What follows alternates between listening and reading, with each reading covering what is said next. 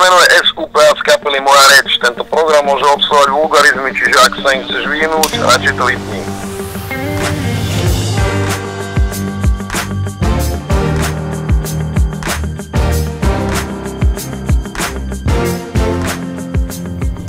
Čau, moje meno je Supa, ja som 80-ka ročník, som Handlovčan, som MC z kapely Moja reč, čiže rapujem.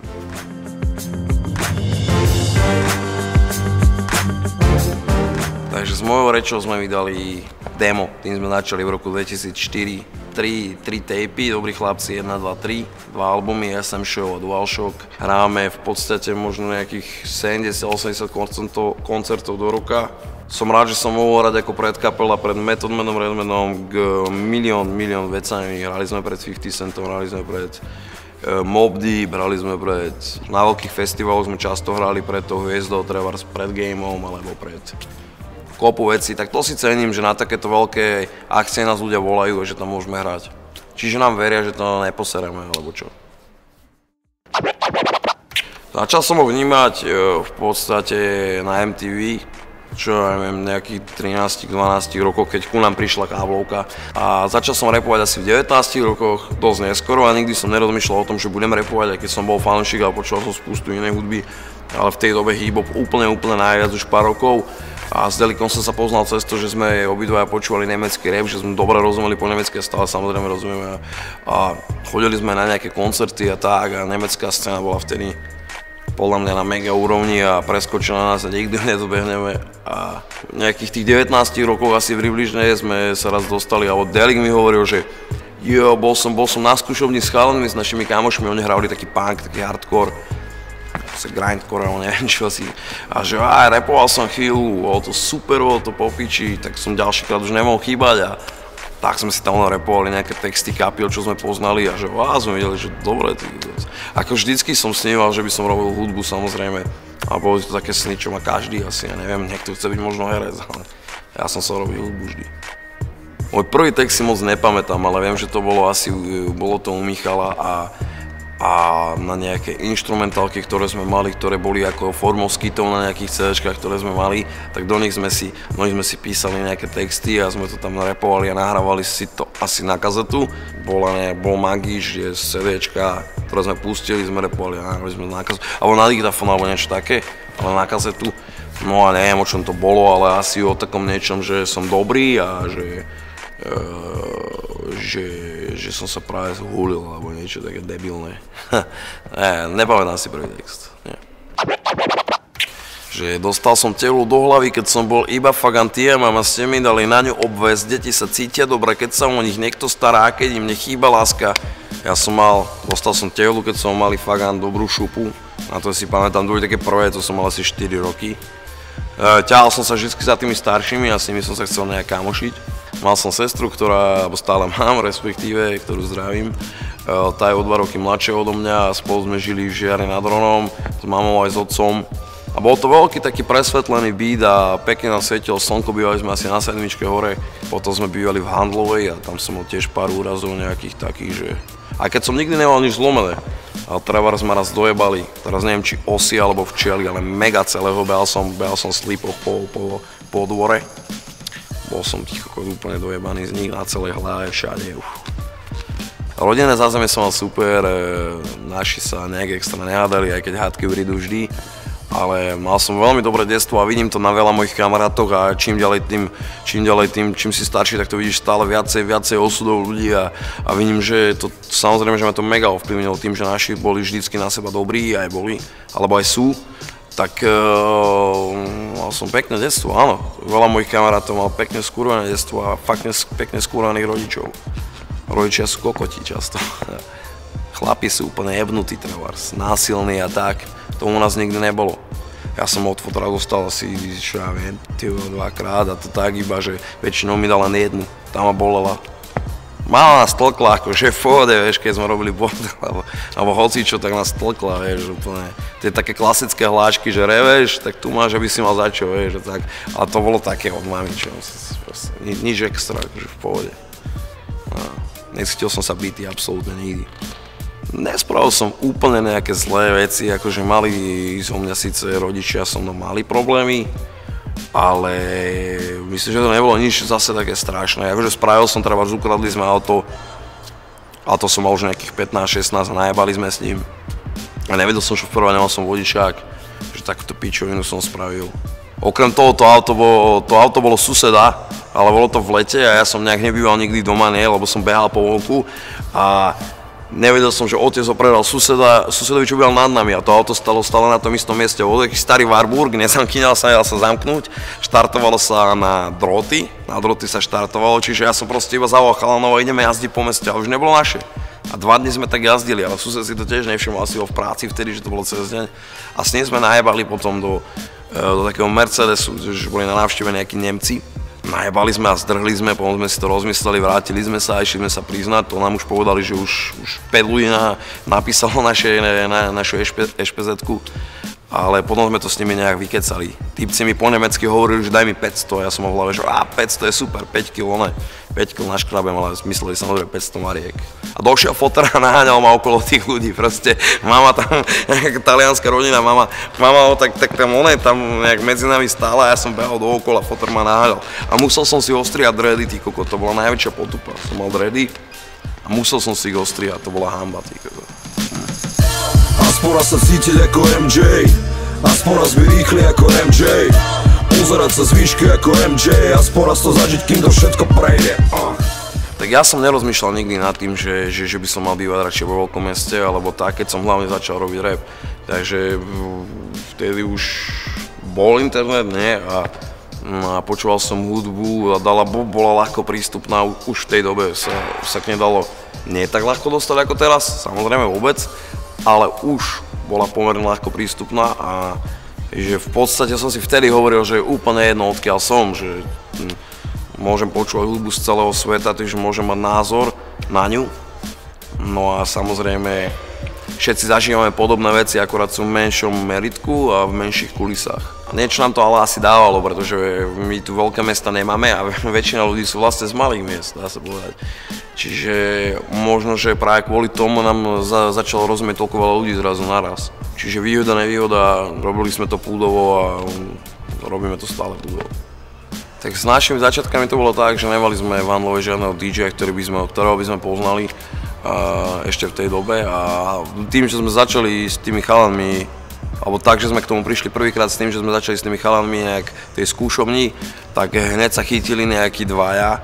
To bol kamoš Vilo Záruba, ktorý neostal u nás v kapele a Kápora, ktorý nám natáčal aj demo. Boli sme kapela, volali sme sa Komplot, také meno sme si našli a neskôr sa prijal Braňo Chlpek ako gitarista a vôbec sme to neriešili, že by sme mali byť možno s DJom alebo tak.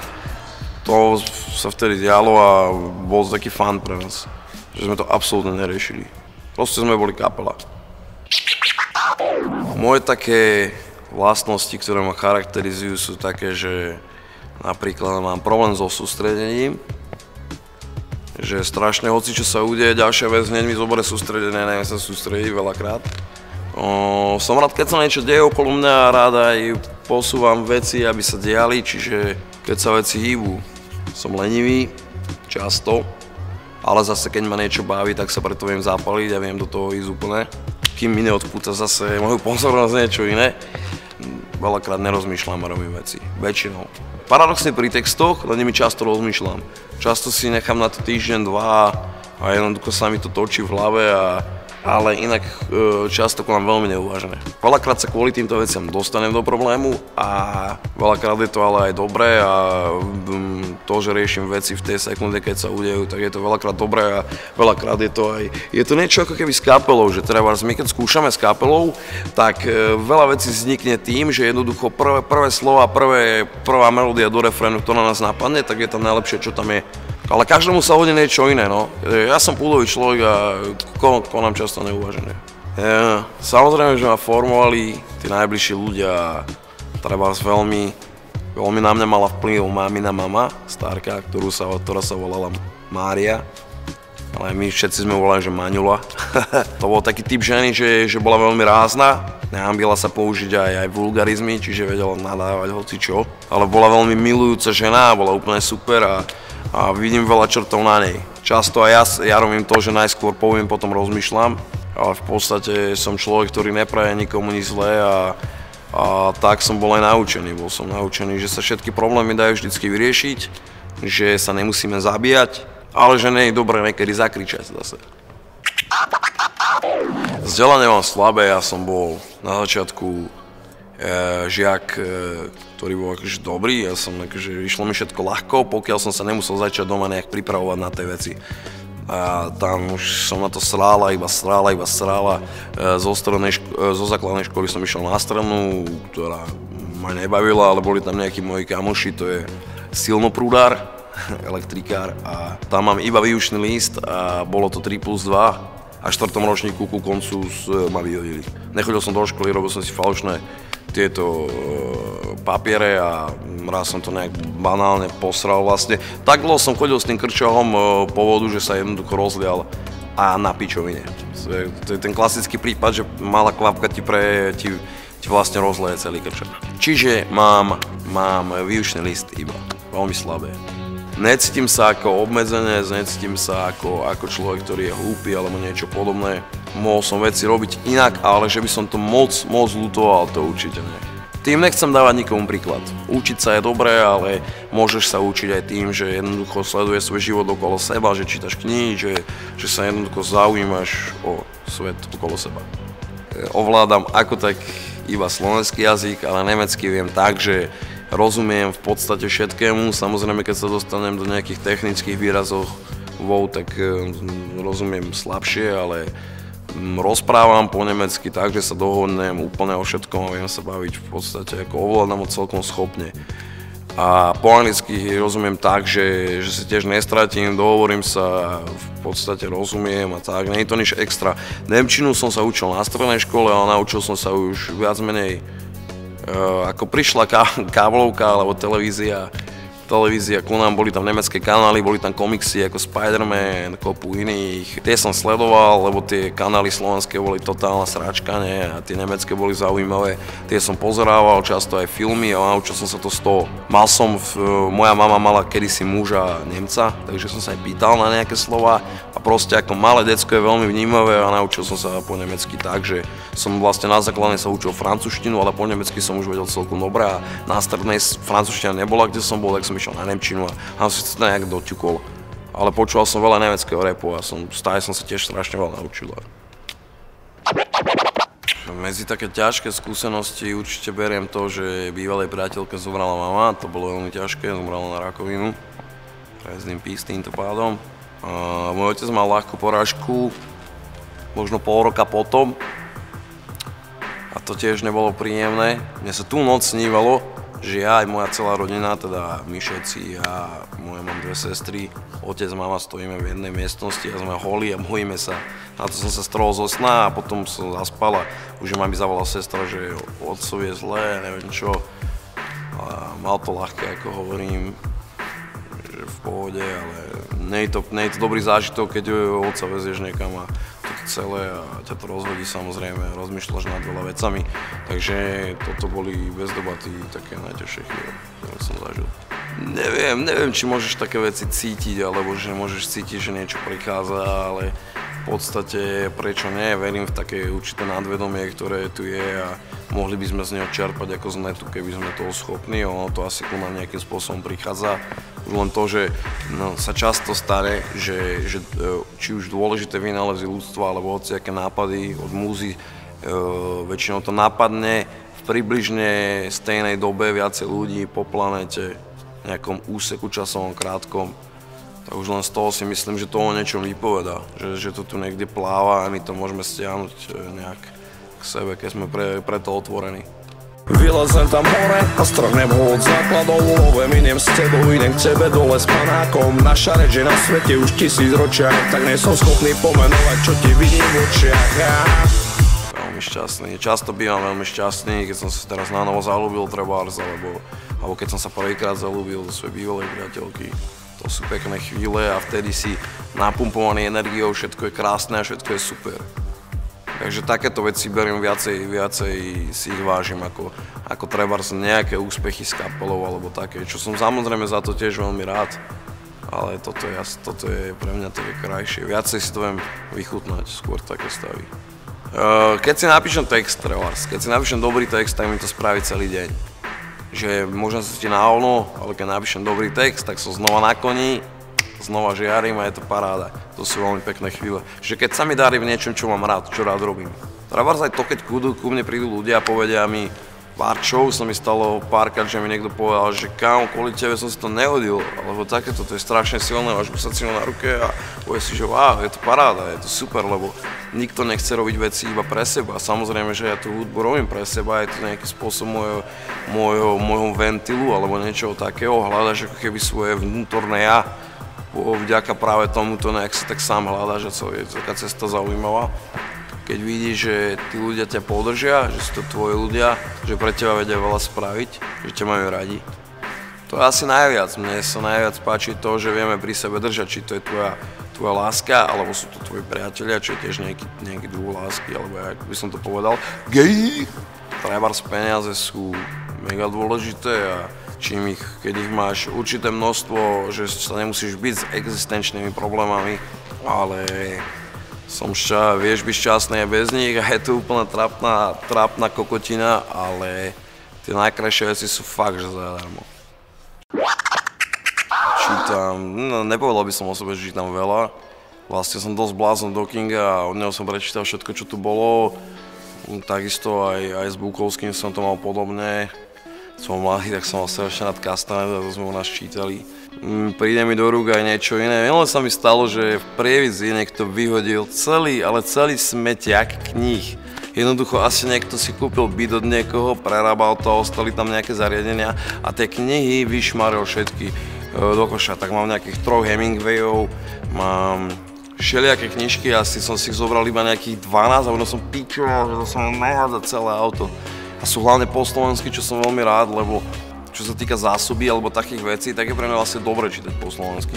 Čiže toľko asi ja čítam. Teraz som čítal niečo zaujímavé a sa volá, že Mravce. Je to 2 diely takého románu, kde sa prelínajú osudy ľudí a mravcov a je to veľmi zaujímavé. Mega sa dozvieš o mravcoch, akí sú vyvinutí, že sú tu asi 100 miliónov rokov, my sme tu nejakých, ja neviem, koľko sme tu, 5 miliónov rokov? 3? 5? Asi tak nejak. A to je dosť fascinujúce a ešte fascinujúcejšie na tom je to, že na zadnej obálke jedného toho románu je odfotený autor a vyzerá jak Detonate. Viete, kto je Detonate? OK.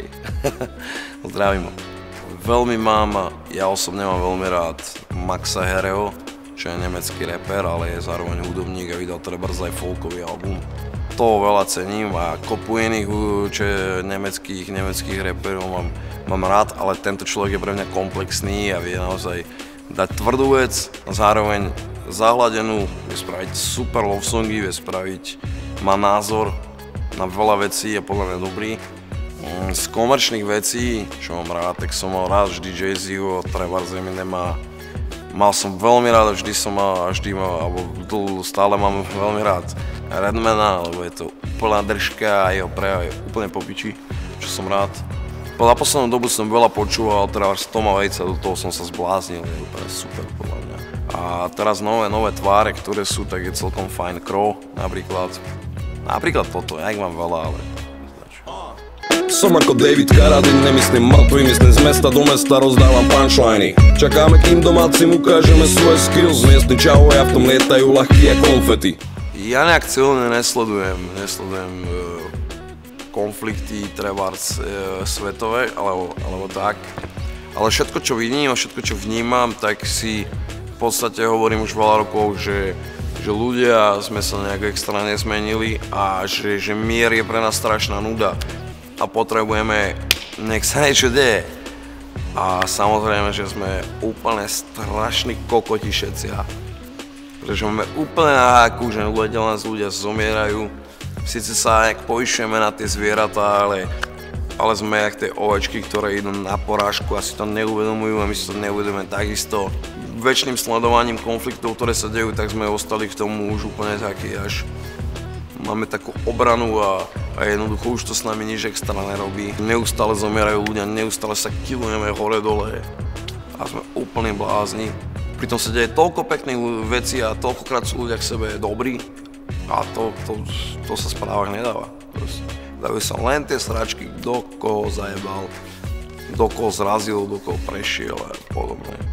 Ja si myslím o Slovensku, že v podstate na to, ako sme malá sračka, tak zase nie sme úplne najhorší. Problém je napríklad ten, že jednoducho väčšina ľudí ti povie napríklad to, ako bola tá vec s tou gorilou, hej? Že ľudia idú do ulic, čo sa im páči, ideme do ulic, povedzme nejako Češi, podľa mňa, ktorí môžeme, ľudia často hovoria, že sú zmekčili, alebo že sú takí zženštilejší, ale jakmile sa niečo deje, tak idú do ulice, kámo, oveľa viacej ako my a nechajú si až tak píčovať, možno je to tým, že sme boli nevoľníci tak dlho, alebo čo, a možno sa potrebujú prestriedať celé generácie, aj keď už sa nejaké prestriedali.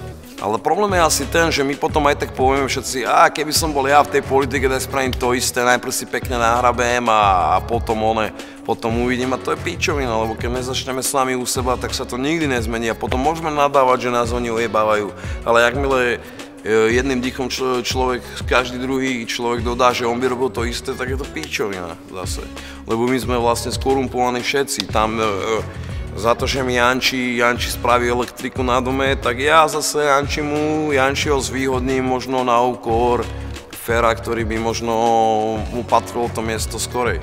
Asi to je ten problém, no. Je to ťažké sa to naučiť, asi sme, či je to tým komunizmom, alebo tým všetkým, no, dokurvili nás tie režimy a nejaké to naše spoločné vedomie je asi nejaké na hovno a asi by sme mali každý začať sami pri sebe najskôr, u seba, no. Treba začať tým, že menej trúbiť na ľudí, keď spravia hociaký malý detail na ceste, ty kokos, vieš, alebo niečo také. Tam sme hneď zabíjali si, chlapiče, hneď vytrubuješ každého jak blbec. V podstate ja som veľmi šťastný, že mám túto vec, ako je hudba, ktorú robím, pretože mi dala do života strašne veľa. Čím ďalej, tým viacej si uvedomujem, že sa mi práve páči robiť niečo so živou kapelou a s ľuďmi, že naozaj tá hudba vzniká tak, že kľudne môžem aj ja povedať svoju nejakú deblinu, že chcel by som trebárs, keby tá basa bola takto nejako, alebo čo. A pochopil som to, že musíš fakt na sebe pracovať, aby si niečo dosiahol, lebo ten talent je možno 30% a ostatné je naozaj tvoja práca a to, že sa snažíš s tým niečo robiť.